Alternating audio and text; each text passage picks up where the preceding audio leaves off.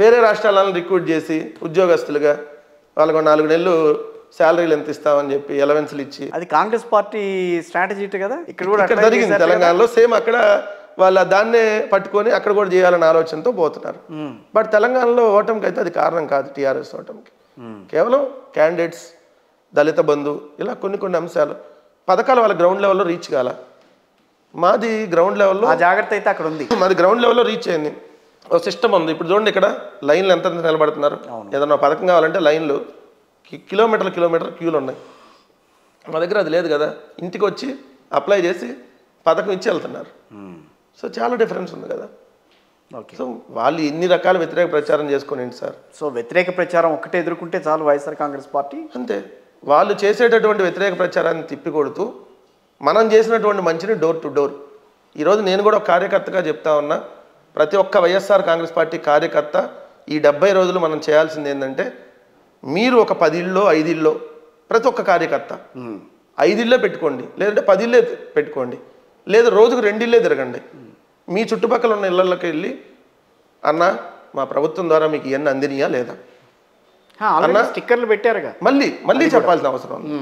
అమ్మ ఇవన్నీ మళ్ళీ మీకు కొనసాగుతాయి జగన్మోహన్ రెడ్డి గారు వస్తే.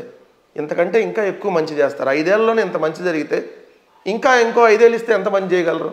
సో వాళ్ళు చెప్పేయని నమ్మకండి. వాళ్ళు మీకు రేపొద్దున రుణమాఫీ చేస్తామంటారు, లేదంటే ఉచితంగా బస్సుల్లో ప్రయాణం అంటారు, లేదా నెల మహిళలకు డబ్బులు ఇస్తామంటారు, సిలిండర్లు ఇస్తామంటారు. సో వాళ్ళు రకరకాల హామీలు తెలుగుదేశం పార్టీ ఇస్తుంది. బట్ చేసేటటువంటి అవకాశం ఉండదు. చేసినటువంటి వ్యక్తిని నమ్మండి. ఏదో వస్తే చేస్తానని మభ్యపెట్టేటటువంటి వ్యక్తిగా చంద్రబాబు నాయుడు గారు అనేక సందర్భాల్లో ఆయన చూశారు. ఆయన ఫెయిల్ అయ్యాడు అన్ని సందర్భాల్లో.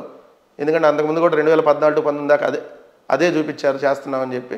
సో అలాంటివి నమ్మొద్దని చెప్పి మనం ప్రచారం చేద్దాం.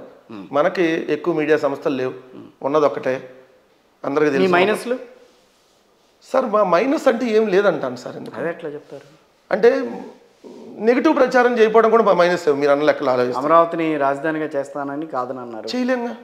మేము అమరావతి 3 రాజధానులను తీసుకొచ్చారు. 3 రాజధానులకు సంబంధించి ఆల్రెడీ ప్రక్రియ స్టార్ట్ చేస్తున్నాం. అమరావతి రాజధాని చేయలేదని ఎట్లా అంటారు? లోక్సభలో మీరు, శాసనసభలో మీరు దానికి ఒప్పుకున్నారు కదా. మేము ఒప్పుకున్న అమరావతి రాజధానికి కాదు, విజయవాడ రాజధానికి. విజయవాడ రాజధాని తేడా ఉంది దానికి దీనికి. అవునా? వికారాబాద్ రాజధానికి హైదరాబాద్ రాజధానికి ఎంత తేడా ఉందో, విజయవాడ రాజధానికి అమరావతి రాజధానికి అంత తేడా ఉంది. సెప్టెంబర్ 4, 2014 హైదరాబాద్లో ఉంది అసెంబ్లీ. ఆ రోజు ప్రతిపక్ష నాయకుడిగా జగన్మోహన్ రెడ్డి గారు ఆ రోజు అసెంబ్లీలో మాట్లాడిన మాటలు ఒకసారి మీరు రిపీట్ చేసి చూసుకోండి. ఆ రోజు ప్రకటన చేసేసారు డైరెక్ట్గా. అవును. ప్రకటన చేస్తే అదేంటి చర్చ జరిగినాక ప్రకటన చేయాలి కదా అన్నారు. లేదని ప్రకటన చేసినాక ఎస్ మేము మనస్ఫూర్తిగా ఒప్పుకుంటున్నాం, 30,000 ఎకరాల ప్రభుత్వ భూమి దగ్గర పెట్టండి, అప్పుడు జర్నలిస్టులకి, మధ్యతరగతి వాళ్ళకి, చిన్న వ్యాపారస్తులకి తక్కువ రేటుకి ఇవ్వడానికి అవకాశం ఉంటుంది. సో డెవలప్ చేసుకుందాం అన్నమాట వాస్తవం. అది విజయవాడ క్యాపిటల్. ఆ రోజు అనౌన్స్ చేసింది విజయవాడ కేంద్రంగా రాజధాని. తర్వాత 3 నెలలకి నడుచుకుంటూ అది పరిగెత్తుకుంటూ డిసెంబర్ వచ్చేటప్పటికి 29 గ్రామాల రాజధాని అయింది. ఇప్పుడు విజయవాడ రాజధాని కాదు, గుంటూరు రాజధాని కాదు, 29 గ్రామాల రాజధాని. దానికి మేము వ్యతిరేకం అంటున్నాం. ఉన్న నగరాన్ని అభివృద్ధి చేసుకొని విజయవాడ గుంటూరుని కలిపేటటువంటి అభివృద్ధికి ఇప్పటికి కూడా మేము సిద్ధంగానే ఉన్నాం. అందుకని అటన్నిటిని అక్కడ మంగళగిరి, తాడేపల్లిని కార్పొరేషన్ చేసాం, 2 కలిపి. వాళ్ళు ఏమంటున్నారు, ఓన్లీ 29 గ్రామాలే ఉండాలి, కార్పొరేషన్తో సంబంధం లేదంటున్నారు. సో మేము 29 గ్రామాల రాజధానికి వ్యతిరేకం. అక్కడ ఒక నగరాలను కట్టడానికి మేము వ్యతిరేకం, అమరావతి ప్రాంతానికో. సో మీ వ్యతిరేక ప్రచారాన్ని తిప్పికొట్టే ప్రయత్నం చేస్తున్నారు.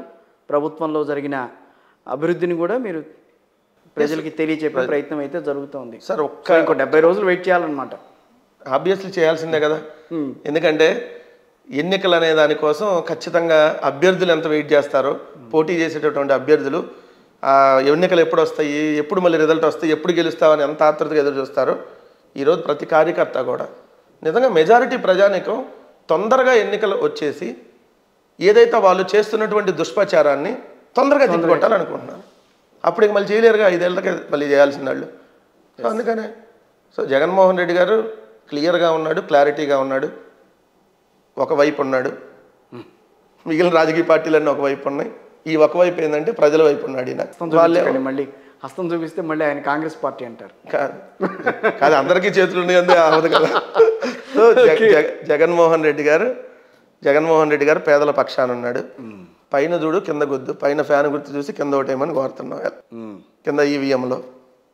సో డెఫినెట్లీ ప్రజలు మంచి తీర్పిస్తారు. థ్యాంక్ యూ వెరీ మచ్ అండి వెంకటరెడ్డి గారు.